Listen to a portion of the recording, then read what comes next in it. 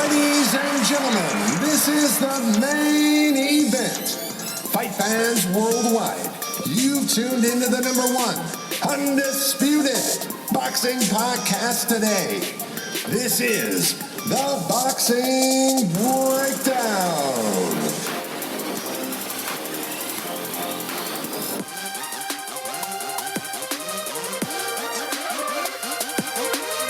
Now, your heavy-handed, hard-hitting host, Mark Roxey.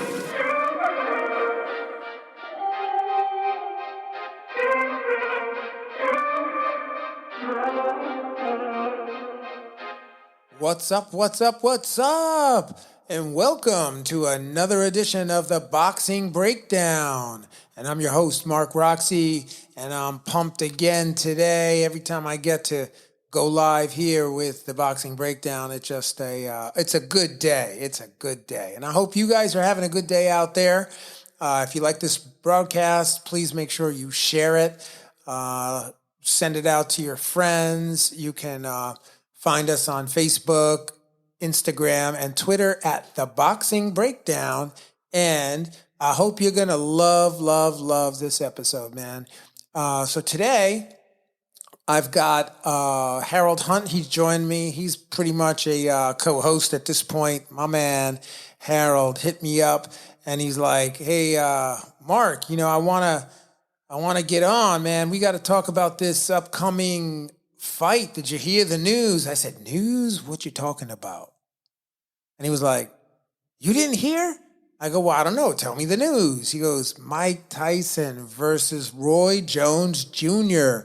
And I was like, yeah, man, I heard the news. And if you want to chop it up and if you want to break it down, let's go. Give me a call and I'll get you on the air and we'll be able to chop it up. So that's what we did. And you're going to hear from Harold in just a minute. And I'm super excited because it was pretty fun. It was pretty funny when we talked. And, Harold texted me. He's like, yo, I am not happy about this news. I do not want these two gentlemen fighting. It's just dangerous. I'm not a fan of it. I don't want it to happen.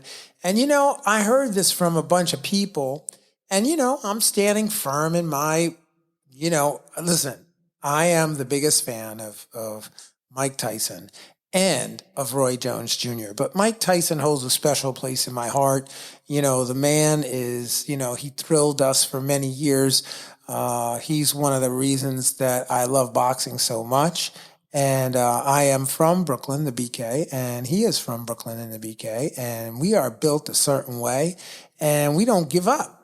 We just don't give up. So, Mike Tyson coming back at 54, it's not surprising. It's not because, he loves the sport. And when he was asked recently by a very, very popular sports commentator, he said, why are you coming back to boxing? And Mike says, well, because I can.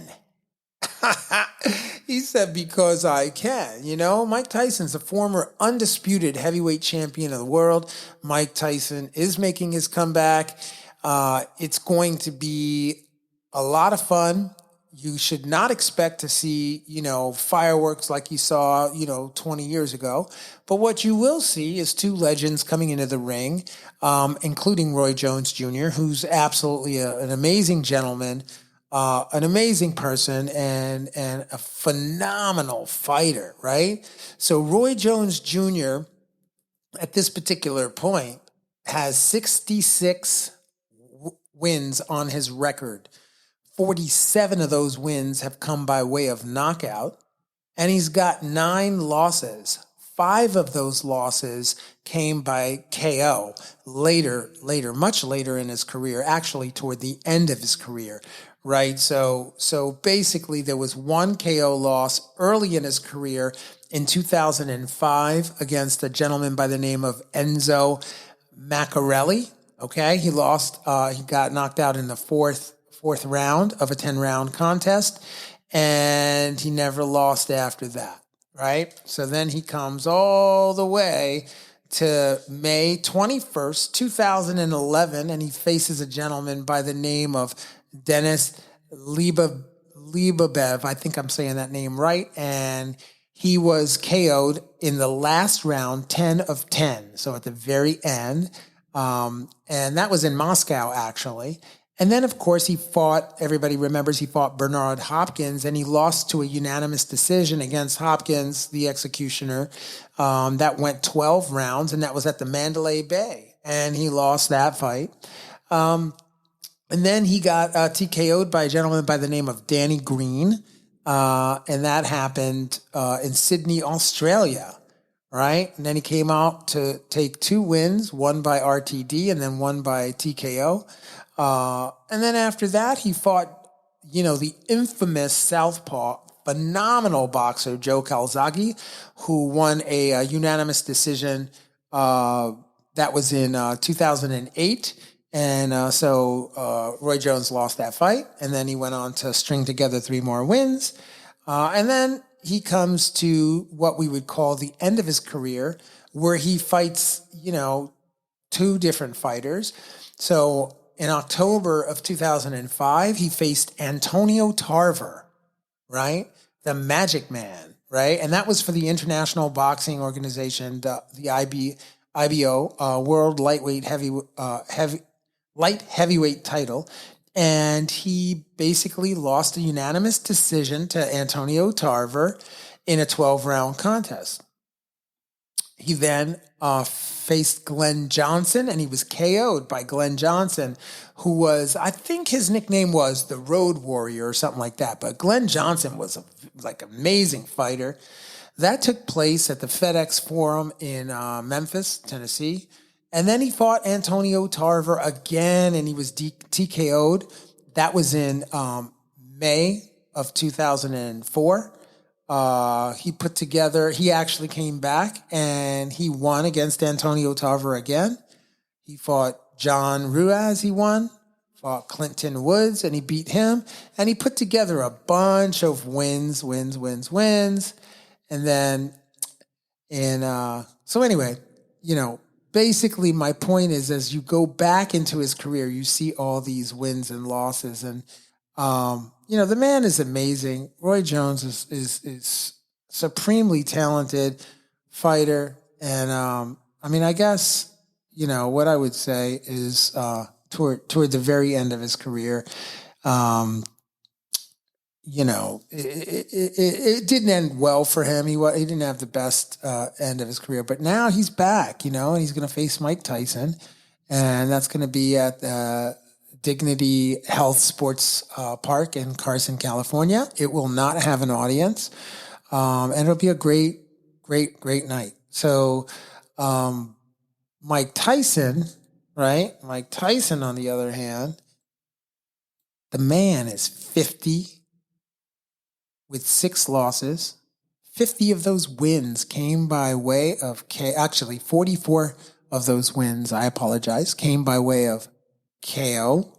And he had 6 losses in his career, and 5 of those losses came by way of KO. So as you can see, both of these gentlemen, have been KO'd, and their losses, if you're going to beat them, you're going to beat them with a KO, right? It's going to be a lucky shot or some sort of lapse in training or something like that. But these guys, during their heyday, both of them were vicious, amazing, combatants. So, what I would say is that, Mike Tyson, everybody knows his storied career. He started his career, I believe it was in 1985, right? And he fought in Albany, New York for his pro debut. And then after that, everything was wins, man. He just won. He fought, all the way until he got to, I think it was 1990 maybe. And he fought James Buster Douglas, and he lost by KO, right? And everybody knows that story, so I'm not going to bore you with all the details. If you want to know, there's films on this. You can, he's just Mike Tyson, man, Hall of Fame fighter, just incredible. He fights in 1996. He comes up against Evander Holyfield, and he takes a TKO loss in the 11th round, 11 of 12, right? And that was for the World Boxing Association, the WBA World Heavyweight title, and he loses, right? And then he comes back, and he fights Evander Holyfield again with the infamous ear biting, right? I believe that happened in 1997, perhaps. And he lost to a DQ for biting the guy's ear off. And then he fought more, a bunch of other times. And toward the end of Tyson's career, in 2002, he fought Lennox Lewis, and he was KO'd in the 8th round of a 12-round contest. He came back and fought Clifford Etanine, I guess his name, Etanine. That was in 2003. And he basically KO'd that guy. And then he fought Danny Williams in 2004, and he was KO'd. And his final fight was against a gentleman by the name of Kevin McBride. It was in 2005. And he lost. He was retired there in the 6th round of 10. And that was it. And now he's back. Yeah, what's up, y'all? What's up? Who's texting me? Oh, that's probably Harold. He's about to jump on here, right? So anyway, that's the history of these two gentlemen. And now what's up is we are going to bring Harold Hunt onto the call. Yo, Harold. What's up, man? What's going on? Just watching crack stream, watching the zone card. Oh, you're watching the zone card right now? Yeah. Ah, what's going on? Tell me. They're on like the third fight. Okay. So the first guy, he was a Canelo Garcia clone. Okay. From California. Right. They all have that same kind of look and feel. Yeah, they sure do. And this guy fought behind the shoulder. Oh, okay. Long reach. He was 9-0, 8 knockouts. Now he's 10-0. Wow. All right. He didn't knock the guy out, but he knocked him down. But anyway, just looking at the fit and finish that the zone put on in the studio here. Right. It's a little different than ESPN. Yeah, so describe it. Describe it for the fans and for the breakdowners out there. Describe what it's like. What was the show like? Well, as I'm watching it now, it seems to be that they've got some good matchups. The lighting is really, really well done. Right. The ring walk is pretty short. They're definitely social distancing, about 10 feet instead of 6. Got the major referees in there, Jack Reese and what have you. And they have to wear, the referees have to wear the mask. Yeah. Whereas ESPN is an option. Okay, and then the corners all have to be masked up in face shields, right? Yes. Yeah. Yes, I noticed that just now. Yes, so but the quality of fighting is just a little different. It's a lot. It's a lot more competitive. And you've got Oscar sitting ringside, so that's always good. Oscar who? Which Oscar? Oscar De La Hoya. Oh, he's sitting ringside right now? Yes, he is. Ah, okay. What's his vestment? Who's he got on the card? Well, they're all Golden Boy fighters, but he was there to see that one I told you about, the very first one, the Garcia Canelo clone. Right. And of course, Virgil Ortiz is his fighter, who's supposed to be the next coming, as you know. Okay. So that is the gist of so we're in like the third fight. We got a couple more to go. And what fight? Who's fighting? Who are the guys? let me look and see who they are. The actual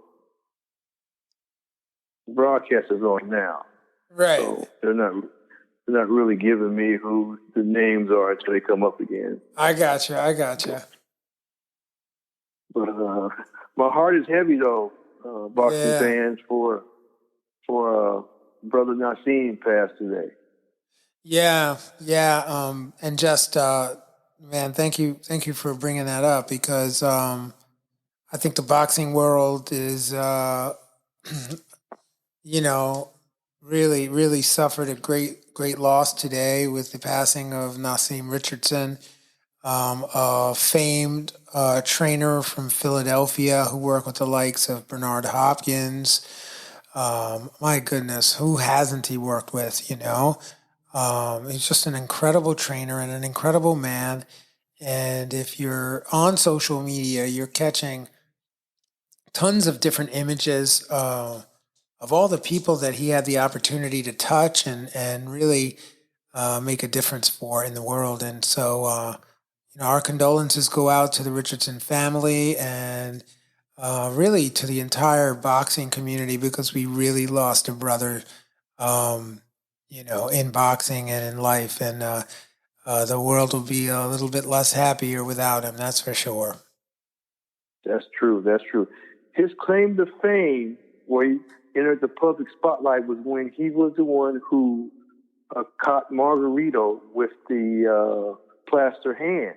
Yes, plaster of Paris. The Mosley fight. That's right. That's right. In 2009. And I remember his account of that was when he actually touched the wraps and felt the hardness, it sickened his stomach. He almost wanted to throw up. Wow, yeah. Because he could not believe how blatant that was. He couldn't imagine anything like that. Yeah. He had been around boxing for years and seen things in the streets and everything. But he said when he felt that hardness in that man's hand, it just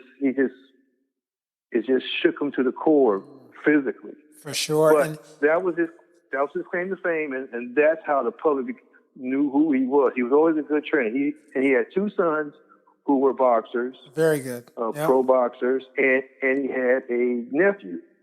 I believe his name was Darby, who was a professional boxer also.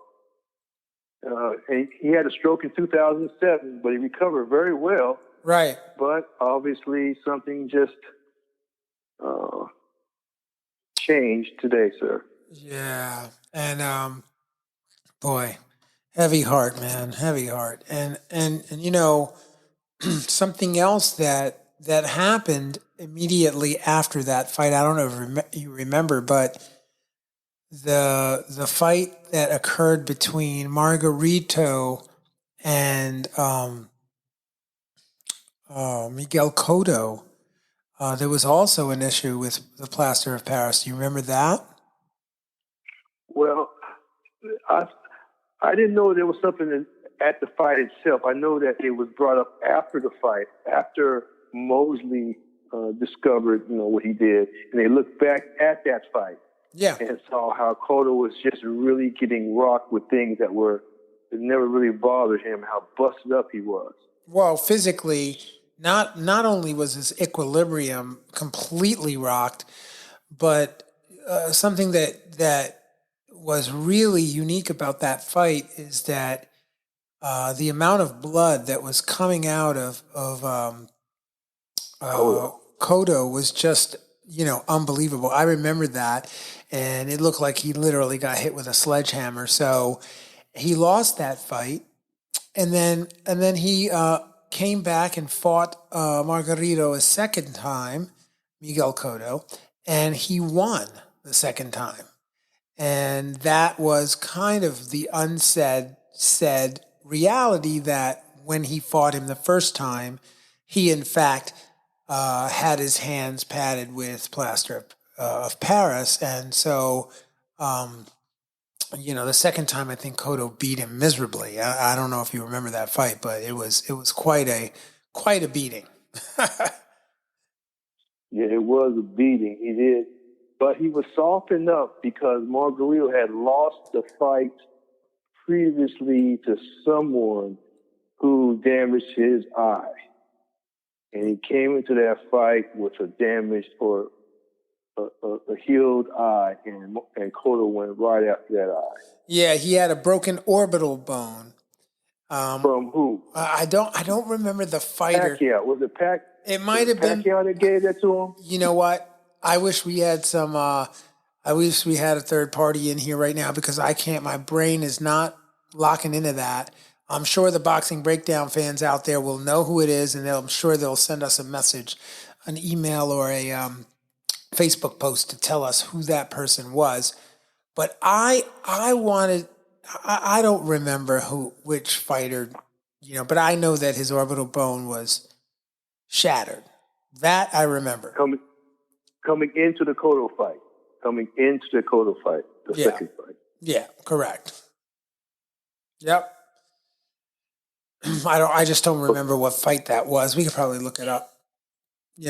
But Cotto was very revengeful in that fight because he really tortured him throughout that fight. It was torture. He tortured that man in that ring over those rounds. He sure did. And you know what? I just while you were just chatting that up, okay. So it had to have been either Roberto Garcia or Manny Pacquiao. Because Manny Pacquiao fought him right before Miguel Cotto fought him. So, right, let's see here. Does that sound right? Or I believe it was Pacquiao. Yeah, it was Pacquiao because Pacquiao fought Margarito in November 13th of 2010, and then Miguel Cotto fought him December 3rd, 2011. So yeah, it absolutely was Manny Pacquiao that did the broken orbital bone. They didn't report it. They didn't report it on his record as a broken orbital bone, but who knows? He definitely took a loss. He lost in 12 rounds. So Pacquiao beat him 12 rounds, and the score in that fight when Pacquiao fought him was just so the Boxing Breakdown fans know, it was like, Glenn Crocker scored it 110 to 118. Langos scored it 108 to 120, and Schellenberger scored it 109 to 119. So that particular fight, and Jose Suleiman was the supervisor. It was for the World Boxing Council World Super Welterweight title when he fought Manny Pacquiao. And then when he fought Miguel Cotto, that was, well, first of all, they fought a little bit heavier. They fought at around 152 pounds. They weighed in anyway at 152 pounds. And the referee was Steve Smoger for that Miguel Cotto fight, the second one. And Julie Letterman scored it 82 to 89, and John Petrulia scored it 82 to 89, and then Steve Weisfeld scored it 82 to 89. So it was all in favor of Miguel Cotto.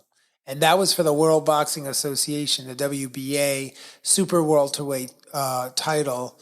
And Margarito was unable to continue due to the swelling around his right eye. Right, so it was an RTD, and it was he retired in the 9 of 12. Yeah, it was a beating.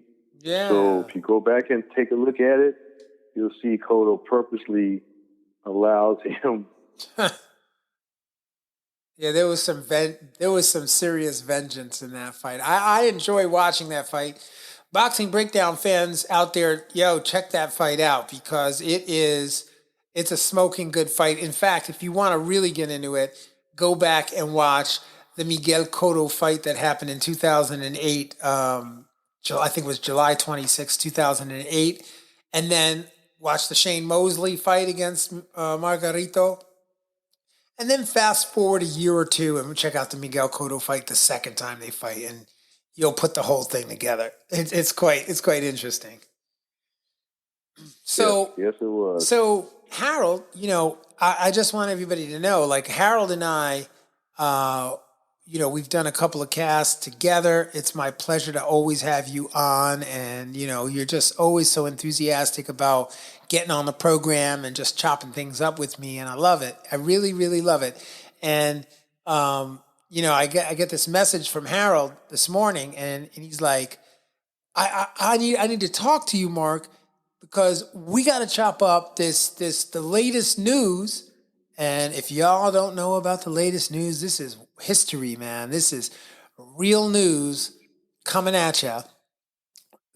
We thought in some of the previous casts, we thought like Mike Tyson was going to fight Evander Holyfield. We thought he was going to fight this guy, that guy. There's a lot of rumors floating around, but it came across the wire. And it's 100%, from what I understand, 100% confirmed, right, Harold? Yes. That Mike Tyson is going to get in the ring with, who's it going to be? Who's it going to be, Harold? Roy Jones Jr. It's going to be Roy Jones Jr. And you know what? So Harold was like, I'm just firmly against this. I don't like it. I mean, that's what I got from your text message, from when you were texting me. I was like, I don't like it. This isn't making me happy. I'm like, oh, yeah, let's get Harold on and let's chop this up, because I cannot wait to hear what you have to say, my friend, about Mike Tyson and Roy Jones Jr. Okay. Let's have at it, brother. All right. I'll start it off. Initially, I was not with it at all. I just looked at it as an opportunity for a kind of a money grab. But then I looked at the human part of it. And the human part of it, as a boxing purist, I'm concerned about the safety of the two fighters. Number one, Tyson's been off 15 years. I saw an interview with Ray Leonard saying that you have to learn how to take a punch again. You have to learn your face and your skin, your nerves, your everything. You have to learn to take a punch. Yeah, that's real. Again. That's real. That's for real. And you can be in shape and you can move well. And your punches move and you look great, like Tyson does on the 5-minute videos or whatever. But you haven't taken the punch. Now, Roy Jones fought in 2018. Roy Jones' situation is he's been knocked out horribly for almost five consecutive times. His situation was so negative where he couldn't get a license in America. He had to become a Russian citizen to get a boxing license to fight in Russia so he could make $1 million each time he fought. But he was knocked out by Danny Green. He was knocked out by several people to the point where he had to be taken out of the ring or he was down for minutes. So his situation isn't positive either. As far as skill set is concerned, he still has an idea, his body, how to fight. He was just in the ring 3 years ago now. Tyson hasn't been in since. Now, as we know, Roy Jones is simply reflexes and movement. He lost those things. His defense was getting away. Roy Jones Jr. did not keep his foot on the outside when he fought a left-handed fighter because his skills were such that he didn't even have to worry about that posture. Yeah. No, when he lost. Go ahead. You go ahead, because I'm letting you, I want everybody's listening to what you're saying. I'm listening to what you're saying and I'm digging it. So no, you go ahead. So because of that situation, he always could stay inside, stay in the eye of the tiger and be successful. But when he lost those skills, he didn't have really a good defense. So here we are now. He's going to fight Mike Tyson. Okay. he's not really going to be able to take a punch well because he proved that years ago. You're not going to get any younger. You get older. He is going to go to the ropes just because of his age, and Tyson is going to basically tee off on him. Now, of course, you got 24 ounce gloves, and there's no headgear. But Tyson can easily be hit and just go back to going down to camps. As you know, Mark, once the brain is shocked in that area, being knocked out, your brain says, oh, I remember this.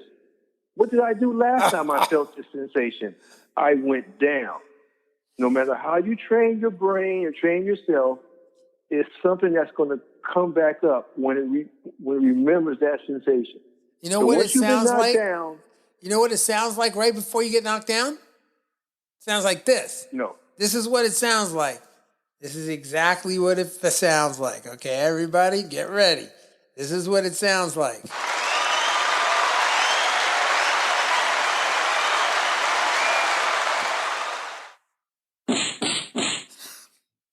And that's all you hear.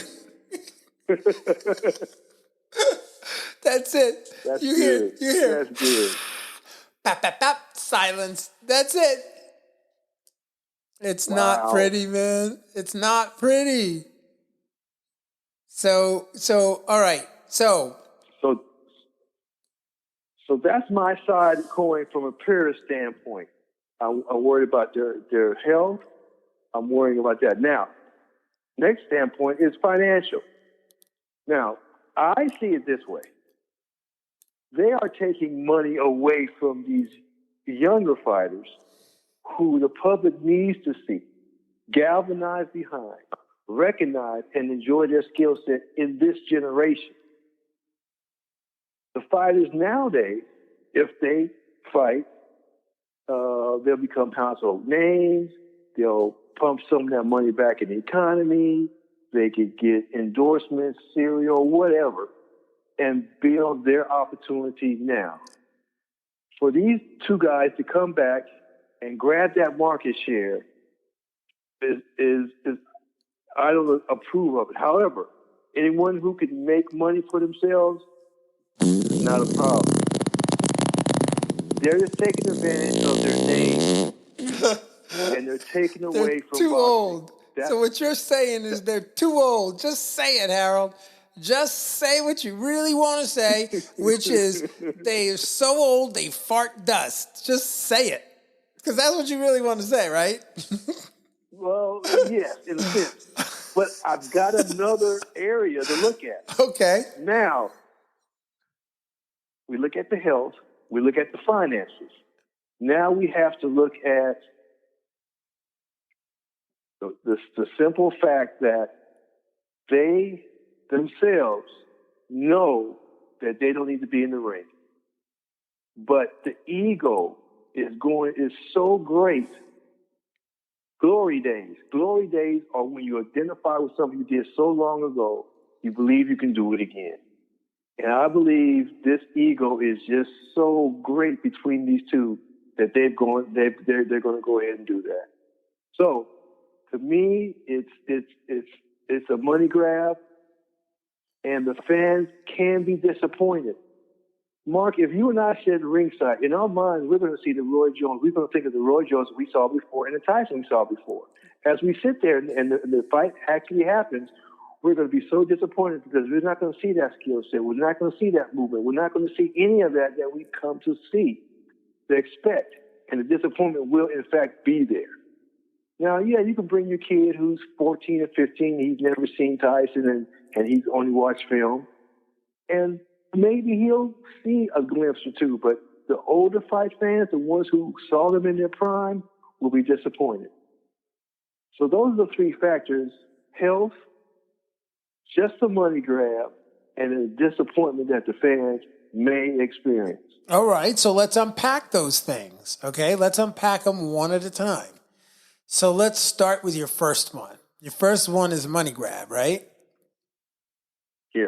Okay, so this is, I'm just going to play devil's advocate because you already know And if you've listened to the cast, you already know how much I love Mike Tyson, right? I love Mike Tyson. Mike Tyson is from Brooklyn. He's from the BK. That's my boy. I've loved him. I never stopped loving him. Even when he lost, I loved him, right? Mike Tyson, Iron Mike, is the man, okay? So here's the thing. These folks, first of all, both of them, Roy Jones, and I love Roy Jones too, okay? I love them both. But both of these guys have spent their life fighting. They have spent their lives boxing. They both had the opportunity to make lots of money in boxing. And for whatever reason, things happened. And they happened because they happened. And Mike isn't living in the past, and I know Roy Jones isn't living in the past, and both of them want to make money.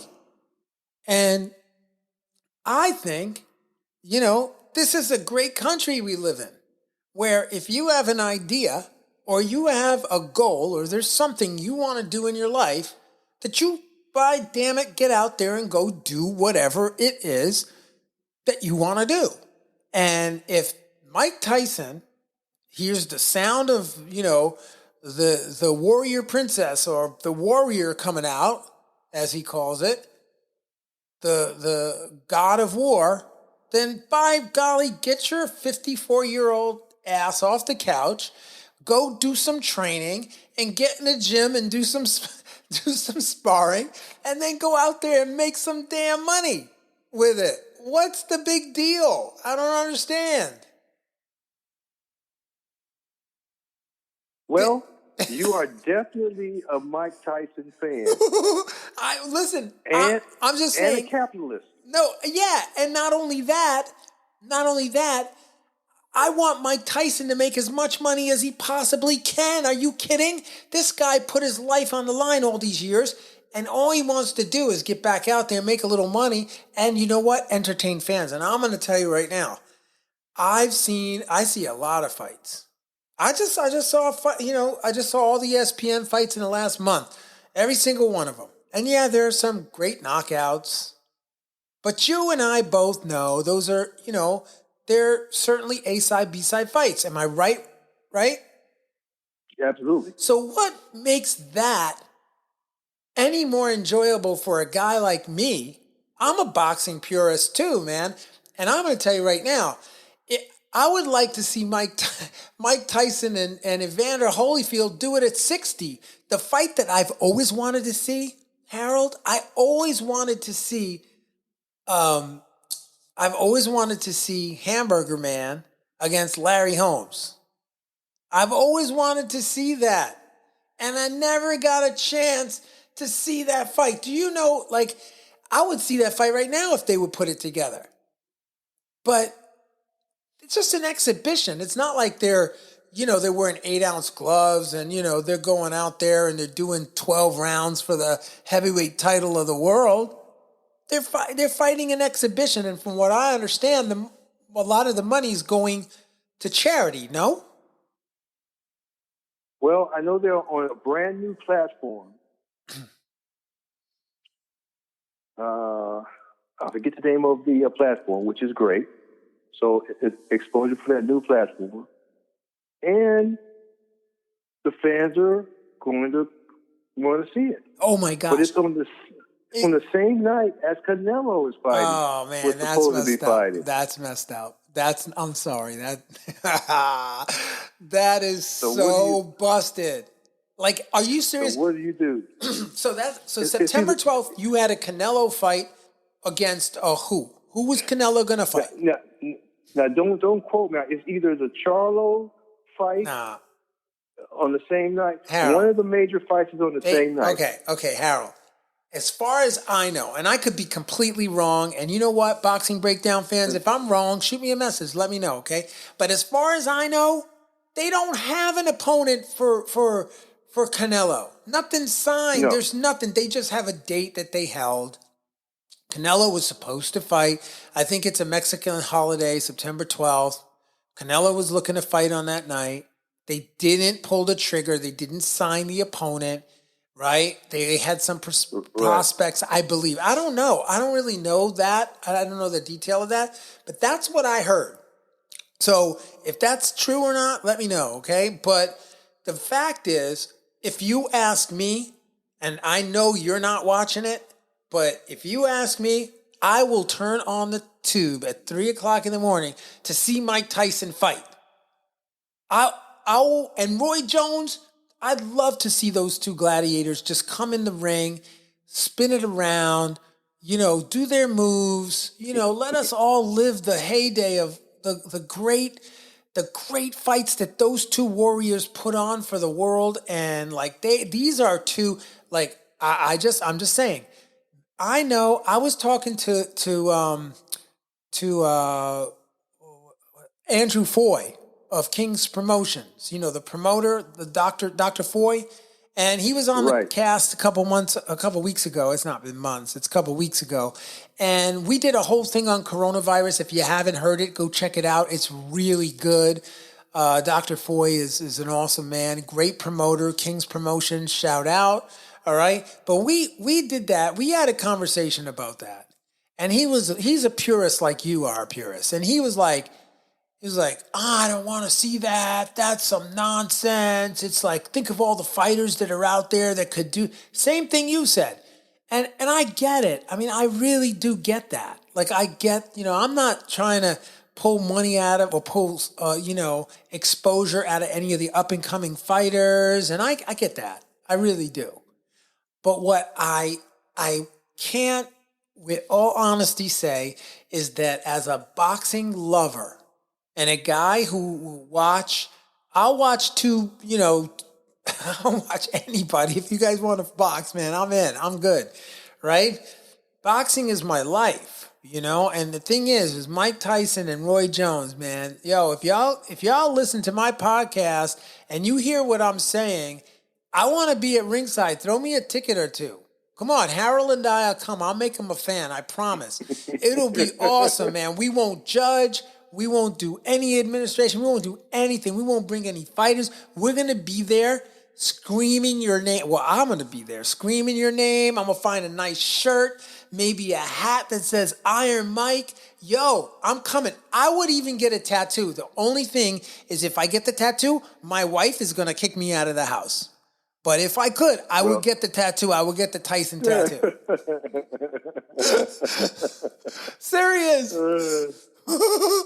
Well, you're excited about it. I can understand.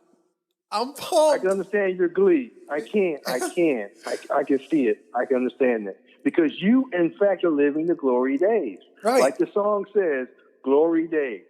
And you are in the ring with them as a fan, reliving the glory days. Right. And the only thing I want to charge to you is what happens when you're watching the fight and you're expecting a particular combination or skills that you've seen before, and it doesn't happen because they're no longer able to do that. Yo, okay. I get it. It's going to be a little scary, guys. It's going to be a little scary. So what? It's a little scary. What's the big deal? We see two old guys boxing. Yo, there's Harold. There's Masters out there. There's Masters boxing. Have you ever watched Masters boxing? I've seen it. All right. Okay.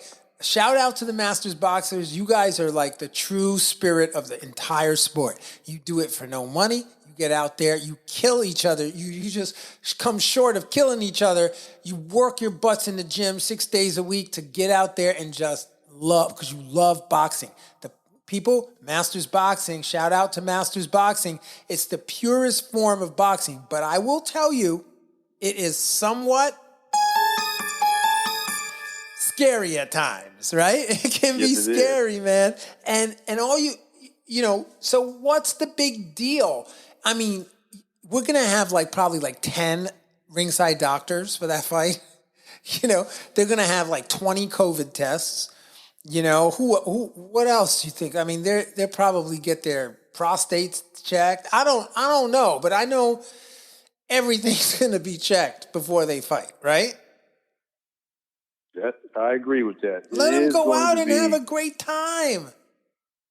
What's the big deal? Fans, boxing fans, hey, Andrew Foy, chill out. It's just entertainment. I mean, I know it's a sport too, and I know people work really hard. I'm training a bunch of fighters right now. We got a fight coming up in New Hampshire, and we're grinding. So I'm not slighting any of the hardcore fighters out there. All I'm doing is trying to have a little fun here. And so what I'm saying, right, is that I'm having fun too. yeah, man. And what I'm saying is, if Mike Tyson said, Coach Mark, I want to fight you, there might be a little of this, right? Right. There might be a little of this, but yo, I would do it. I would get in there.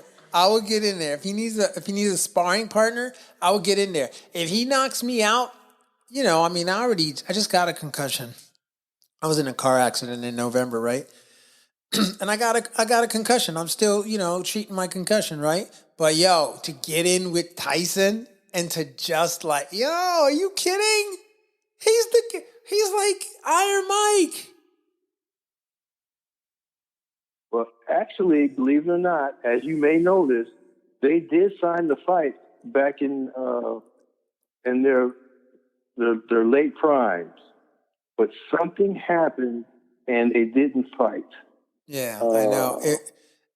Do you remember that? Yeah, I do. I seem to remember that it was Roy Jones that didn't take the fight. I do remember that he didn't take the fight, and he took a fight with Anthony Tarver, and he lost. Yes. Is that right? Yeah, absolutely right, I remember sir. that. Yep. Yeah, he took a fight with Antonio Tarver, not Anthony Tarver. Sorry. Beep, beep, beep. Sorry about that.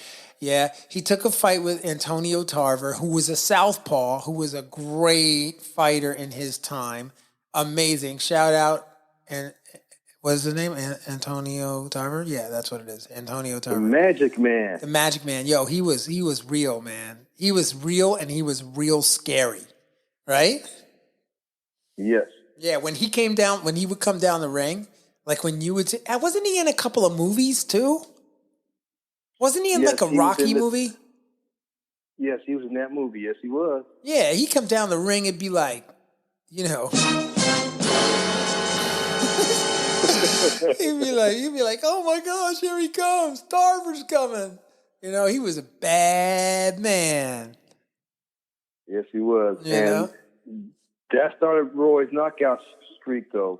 Yeah. It started it. He started getting knocked out pretty violently after that. You know what is true too there is that, it's one thing to get stopped or, quit on the stool or just get stopped and you get stunned, you take a knee, you can't get back up. It's another thing to get flattened, meaning flattened, right? Like flattened. There's a different sound when you hit the ground, when you get flattened. When you're out before you even touch the ground, that's a whole other knockout, right? And so I think that those late career knockouts were kind of more in that direction, right? Yes, they were. Yeah. So if you look at them, they're just pretty violent. They're pretty violent. Yeah. And that worries me. However, it's still going to be something to see. Now, I talked to some non-purist boxing fans, the ones who just like remember back in the day, just to get their opinion. Yeah. Because as a purist, I have my opinion. But I want to get the take from an average boxing fan. And they are excited. Yes. They're looking forward to it. They have no idea that the skill set is not going to be nothing that they're used to seeing. But right now, they don't even understand that. They don't even understand they're not going to see what they expect to see. Right. They're just excited the two names are going to be in the ring together. And that's all they see at this point. Right. So if you're listening to this program, listen, everybody be warned, right?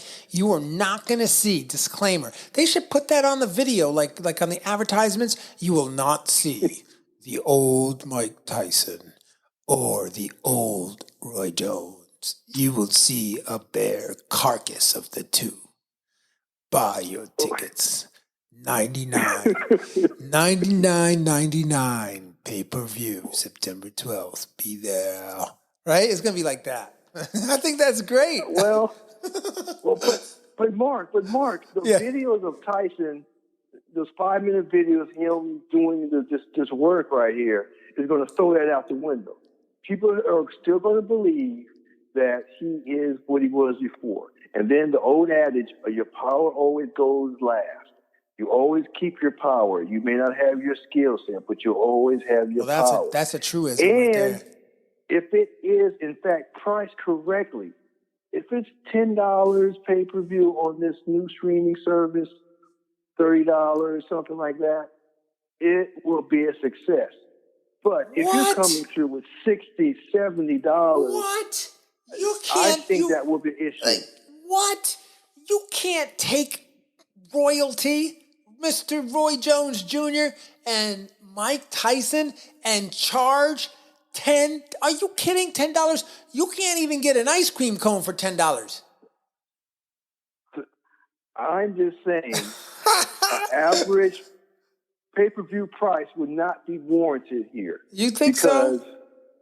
I don't think so, because you don't want to alienate the generations who are looking at boxing now, who are younger, who are looking at the Charlos and the Thurmans and all of those guys. You don't want them to have to choose between watching Tyson and the younger guys who may be coming up. All right, Harold, do you have Channel 13 where you live? Pardon me? Do you have Channel 13 where you live, or do you have a PBS channel where you live? Yes. All right.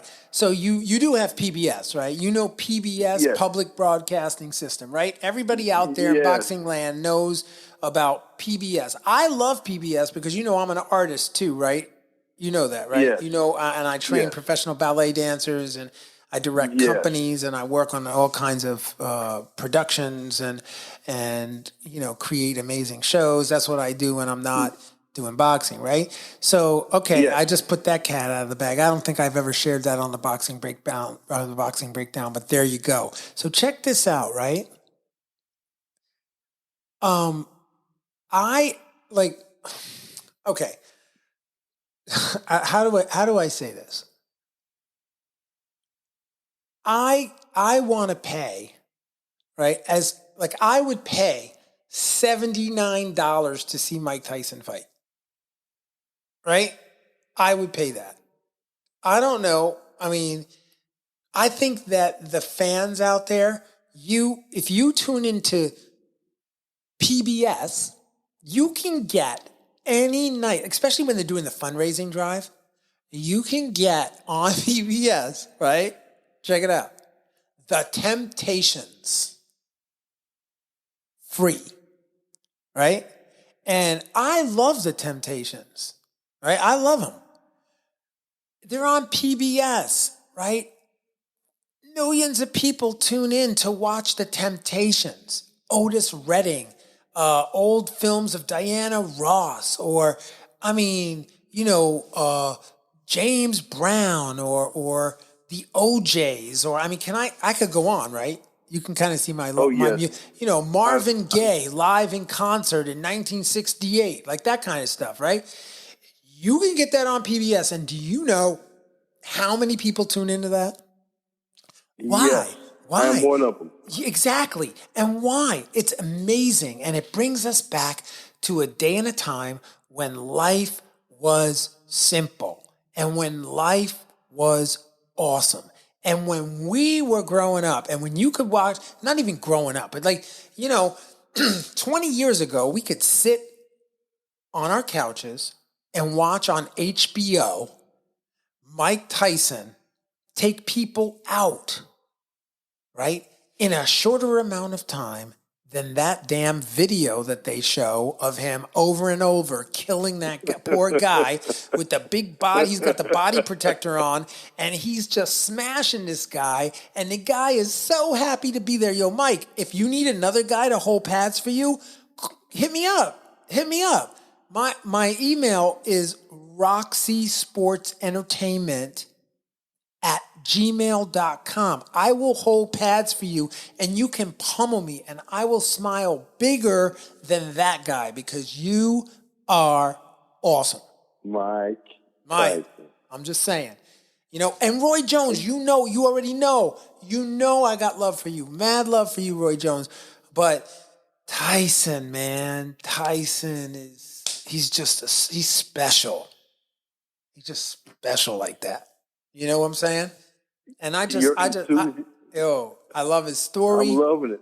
I love his story. I'm loving it. He's from my hood. He's from my neighborhood. He's from Brownsville, right? One road over, right? But I'm from Do or Die Bed-Stuy. Listen, shout out Do or Die Bed-Stuy. Shout out.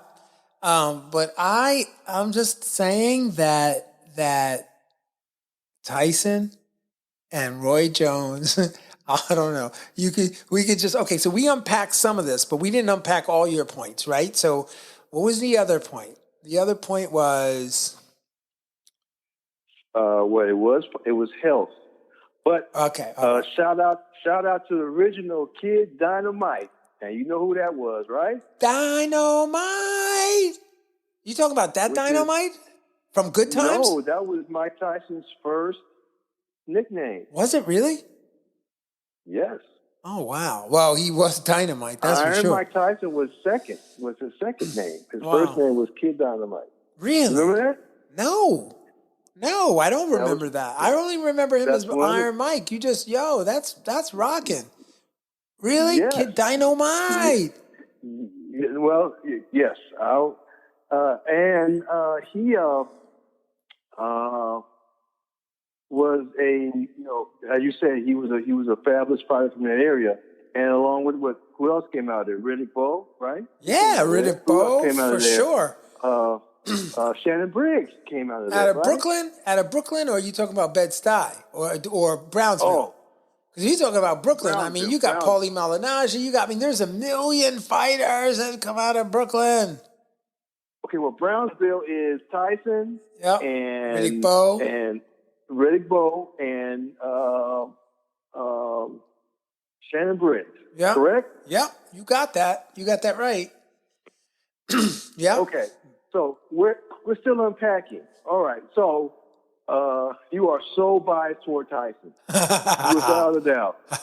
But I understand. I hope the fans understand that is what it's about. You listen to old songs from when you were 19, 20, first girlfriend. They hold so much promise. Sitting on the dock of the bay. Can I sing that? I don't know. It's copyright. I just sang the first verse. And the same feeling you get when you're sitting ringside when you're watching a Tyson fight. Yes. I understand that totally. I get so happy, man. I get so happy when I hear Mike Tyson. I'm definitely a fan, bro. I'm definitely a fan. You gotta be with them when you gotta be with the fighters when they're up. You gotta be with the fighters when they're down. You gotta just be if you're riding, you're riding. Right? I'm riding with Tyson.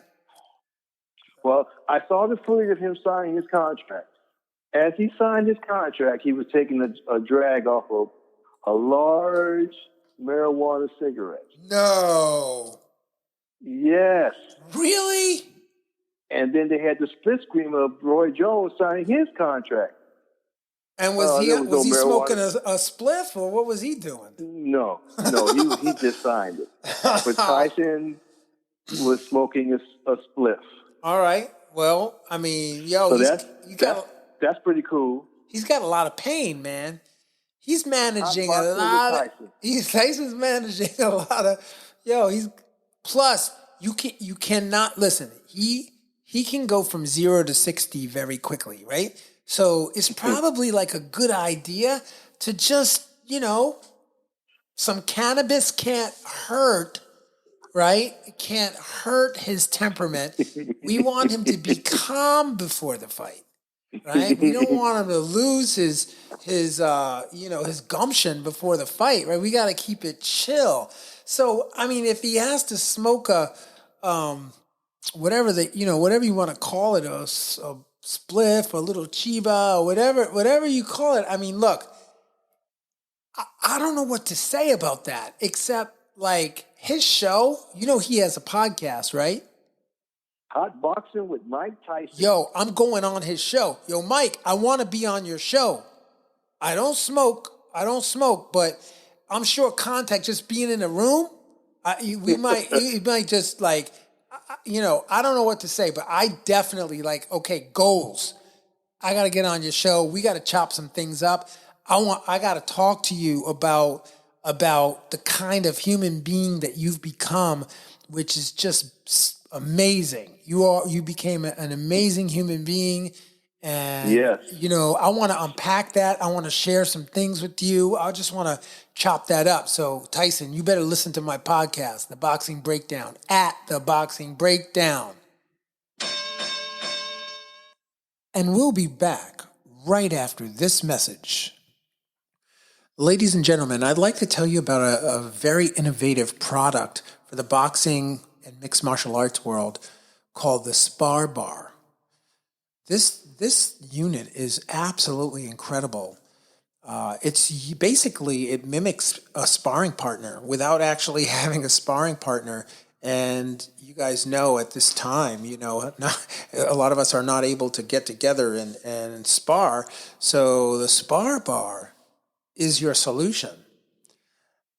The Spar Bar is endorsed and used by some of the world's greatest fighters, including Anthony Joshua, Sugar Ray Leonard, Anderson Spider Silva, Tyson Woodley, Roy Jones Jr., and even, some Hollywood superstars are using it, like Kevin Hart and Usher. This thing is incredible. And if you want a piece of equipment, a single standalone piece of equipment that you can use in your home or in your gym, doesn't take up much space. They have a handful of different product lines. You can mount it to the wall. You can have a freestanding unit. Whatever your gym setup is or your home setup is, there's a product that you can use. So I just want to encourage you to check out the Spar Bar. Go to www.sparbar.com and check out their product line. It's absolutely incredible. I can't wait. My Spar Bar should be coming any day now, but you got to check out the Spar Bar. I've used it in a bunch of gyms. I was at Gleason's Jersey Shore, and they have a bunch of Spar Bars down there, and I will tell you, that unit is incredible. Check out the Spar Bar. Again, www.sparbar.com. And now, back to the Boxing Breakdown. Absolutely. Right? And Harold, you going to come with me if he invites me to this show? If we get on his show, you going to come with me? Oh, yes. I like to sit behind the glass and just watch you and him interact. Oh, see the man. glee on your face. Yo. Because I can hear the glee in your voice right here. It's unbelievable. People don't understand. This is how we have to love these amazing athletes, man. These guys are putting their life on the line for us, for boxing family. I'm a trainer, I do, but so I'm in the inside too. But these guys are putting their lives on the line for you. They're not. This is boxing. This isn't crocheting. It's not like cookie baking or like muffin. Hey, we'll make some muffins. Let's do some s'mores, guys. It's not that, bro. This is boxing. They are you can die in there, right?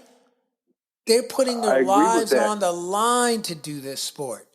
And they did. And the different with the exhibition, right? The exhibition, right? Come on, man. If you and I are on the ringside, first of all, I'm just saying, if anybody tries to hurt Mike Tyson, I'm jumping in. I'm just saying.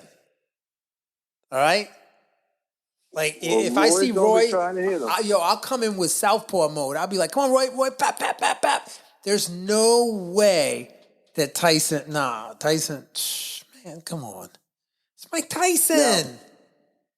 Now, I will say that Tyson has influenced other fighters of his age to come back. De La Hoya has been training, and De La Hoya is up to 6 rounds of hard sparring right now. And he anticipates to get to 12 rounds of hard sparring, and he doesn't want to do exhibition. He wants to actually have a sanctioned, licensed fight. All right, Harold. All right, come on. All right. Hold on. Oh, wait. Bring that back. Hold on for a second. So Oscar De La Hoya thinks he's gonna get in the ring, and he wants to have a real fight, meaning 12 rounds. This is a 12-round fight for the world heavyweight. Is that what he wants to do? That out of his mouth, he said he is up to 6 rounds now of hard sparring. He's been training for 3 months. He wants to get to 12 rounds of hard sparring, and he wants to have a regular fight. Against who? He didn't say. He was asked if he would fight Canelo. What? Okay. He said, Stop. He said, I don't know. You're putting me on the spot, but I back down from no one. Now, I understand what he's saying, because Floyd Mayweather said, I'm better than Ali. I'm better than Sugar Ray Robinson. Every fighter should think that way, regardless if they are or if they're not. So I can understand how De La Hoya just can't say, no, I don't want to fight him. He's going to say, I can't back down from anybody. But it is amazing at this point that he says that he's up to 6 rounds of hard sparring, and he's been training. There is listen. On top of that, Mark, he said that once he gets to that level, he's going to ask Floyd Mayweather Sr. to train him, because that was the only trainer he's ever had that could actually get him to get up in the morning and run and stick to the plan designated for the training. Every other trainer he had, he walked over, but not Floyd Mayweather Sr. It's hard to be a boxer in silk pajamas, okay? Who said that? I'm saying that. It's hard to be a professional fighter in silk pajamas, all right? Marvin Hagler said that. Yeah, I know. I'm saying that. Marvin Hagler, you made it up. I'm saying it, all right? I'm repeating your Marvin. Don't come after me, man. You can still fight too. I know. Listen, and by the way, one of the greatest southpaws, right? One of the greatest southpaws in the history of the sport, right? Marvelous Marvin Hagler. How do you not love him? Changed his name legally. Is that something? Yeah, man. He was awesome, man. He was a great fighter too. But the thing is, here's the thing. I just don't see that. I don't see the kind of panache, right? He doesn't have panache. Mike Tyson and Roy Jones, there's panache there.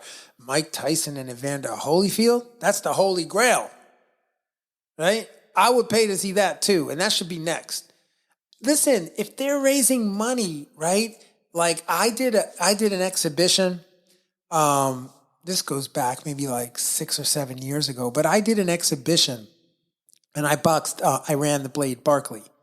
And it was one of the best things I ever did. I raised a lot of money for the programs I do with inner city kids, and we had a blast, man. It was fun. And when he hit me to the body, he threw a 5 and a 4 to me, hit me in the body. I wanted to basically, this is what, you already know what's coming, right? Because when he hit me, it was like this.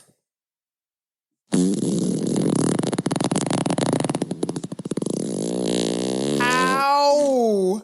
He hurt me so bad. His hands are bigger than my head. His hands are as big as my head.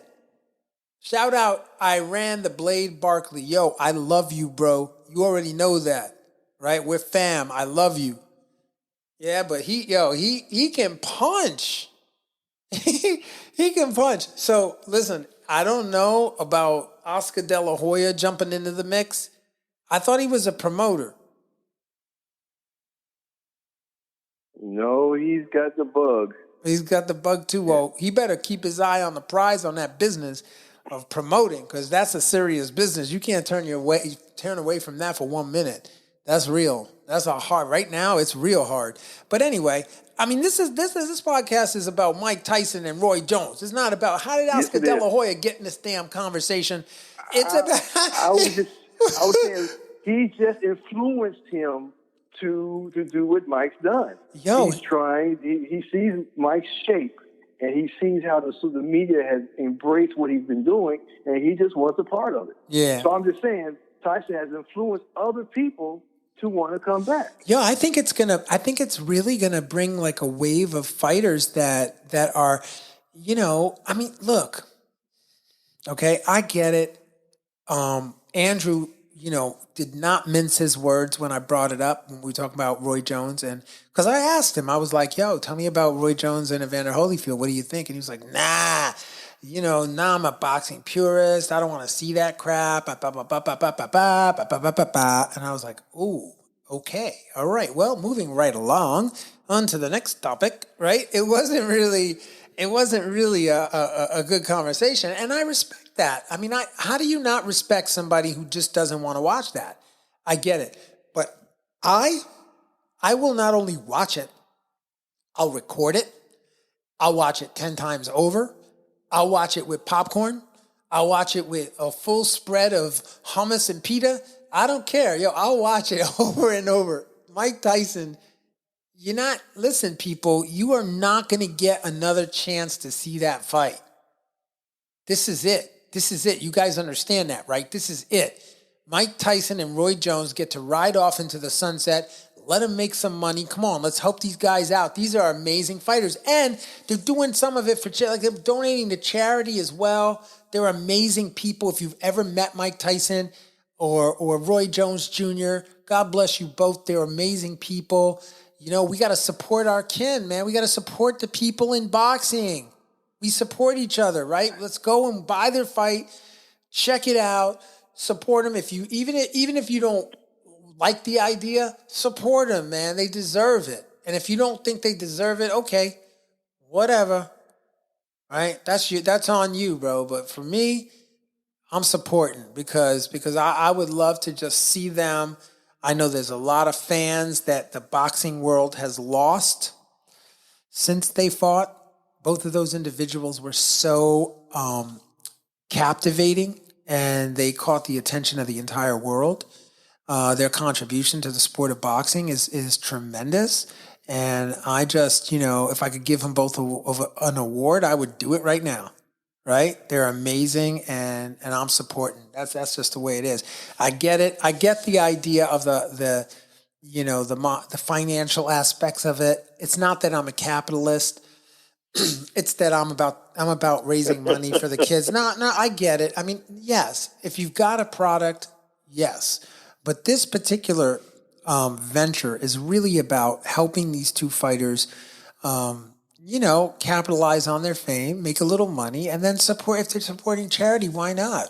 Why not? It's just great.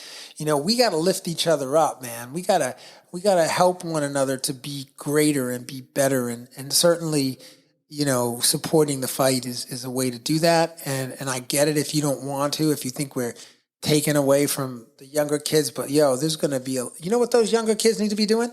They need to get their asses into the gym and be training like world champions, like they did. That's what they need to be doing. Because right now, Instagram and Facebook has created a bunch of,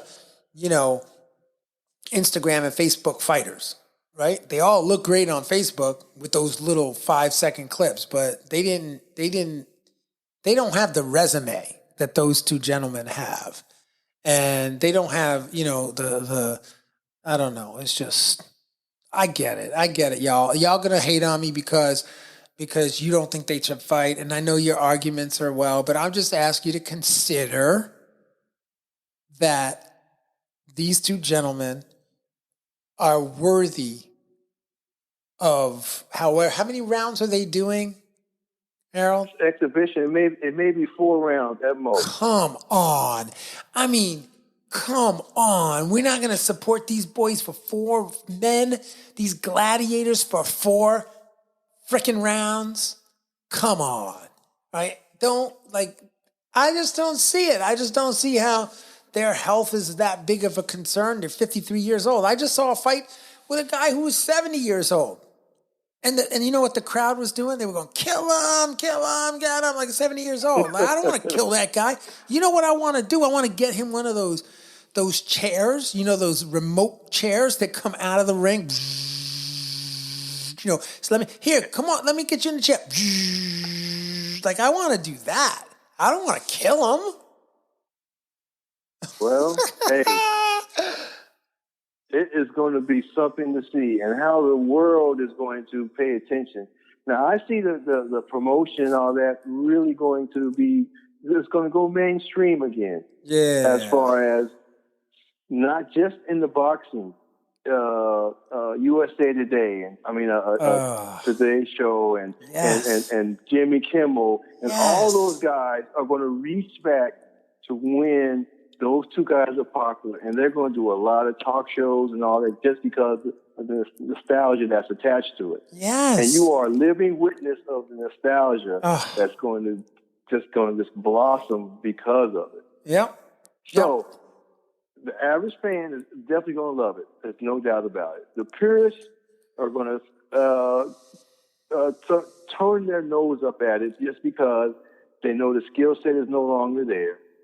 They know it's just an exhibition with really, really heavy, pillowy gloves. Most of the purists, stop for a second. Most of the, Harold, most of the purists that are purists in boxing, right?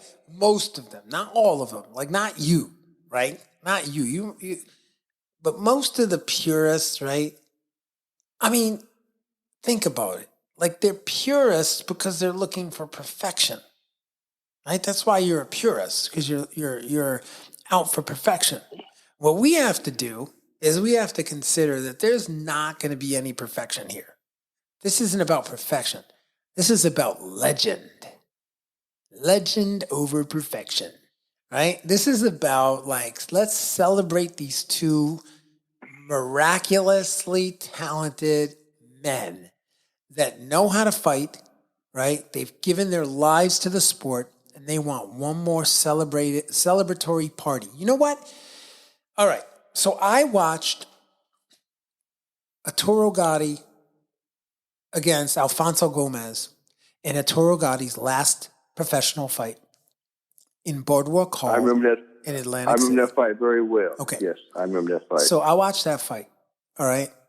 And my heart broke when Arturo Gatti got caught with a hook and dropped to the canvas in the corner. It was in the blue corner. I believe it was the blue corner a long time ago. But he dropped in the blue corner. He sat down. He did not get back up. He just sat there in the corner of the thing. And like a tear came to my eye. And I got so sad that he lost. But I was very thankful that I got a chance to be there and be in the corner, right? Be there in the corner of Arturo Gatti, I wasn't in the corner, but I mean out in the audience with Arturo Gatti on his last fight. And I was grateful to him for being able to deliver the kind of performance, for as short as it was, for him to put that on the line for me and for every other boxing fan that was in the audience, right? That's what's up right there. That's what... You're right. That's like just to be a spectator and have a chance to just see their legend one more time before they ride off into the sunset, man. That's what's up. They have their own why. Their whys are personal. And God, far be it for any other man to tell me that my why isn't important. Why I'm doing what I'm doing isn't important. So I respect their why. And I don't question it. In fact, I don't even know what their whys are. But what I know is that I'm grateful that I'll have the chance and the opportunity to see those two people fight, man. That's what's up. Well, Mark, I have to let you know that I never looked at it in that way, that we're going to see someone put their lives on the line. I always knew that. I always respected it. But I never really realized how significant it is each time to get into the ring and leave the ring. Tim Bradley said, every time you go in, when you come out, you're never the same. Nope. Every time. And you leave a piece of yourself in there. And you're intimately involved with that opponent for the rest of your life. Oh, yeah. On some level. So as I hear you, I have a deeper understanding of the whole thing that you're talking about, the whole feeling and understanding. And I respect that you were there with Gotti at his last fight, and that is something that I can't understand until now. So thank you for that. Fight fans, you must feel that passion, understand that supersedes all the health issues and the money grab and the taking away from the younger fighters. What Mark just expressed with the Gotti fight, and how he's going to be using that same attitude when he watches this Roy Jones fight. But I must say this, Roy Jones cannot be on the ropes. He can't do it. He can't do it. He can't do it. He's going to have to move. Otherwise, it's over in a round or so. Well, you know what pressure does. The referees are going to jump in there right away because Roy has been knocked out badly recently.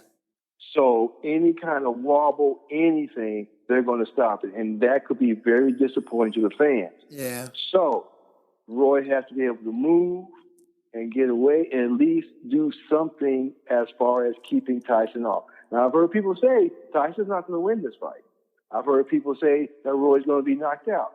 And this is early. We haven't even had any of the really run-up or hype or anything. So it's going to mushroom into this thing. So I'm looking forward to it now as I hear your enthusiasm. Yes. We got to watch it together. I'm going to put aside, yes. I'm going to put aside my hat of purity. Man. There you go. That's what's up, Harold. I knew I could count on you. Yes. And look for the nostalgic enjoyment and just immerse myself in that. Right? Because you have definitely bathed me in that. Yes. For sure. Yes. Today. That's what's up. That's what's up. Boxing fans, listen, it is always a pleasure to have you join me on the Boxing Breakdown. And you're not even guest, bro. You're fam. You already know that. You're fam. And it's just a pleasure to have you. And I just want to thank the listeners for listening in and bearing with my very pointed perspective. If you don't agree with it, I got you. It's cool. Everything is good. Harold, you're the bomb. Thank you for understanding my point. And until next time, I'll see you guys on the other side. And go check out some of Mike Tyson, Roy Jones's old fights. Peace, love, and to see you on the next episode of the Boxing Breakdown.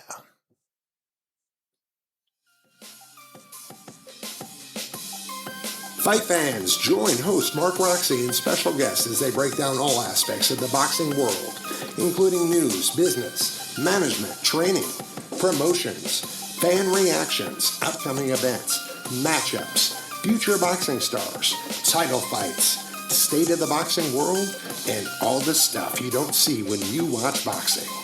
This podcast is released each week on Thursday at 8 p.m. Eastern Standard Time. Live streamed on YouTube, Instagram, and Facebook Live. It's the Boxing Breakdown, hosted by Mark Roxey.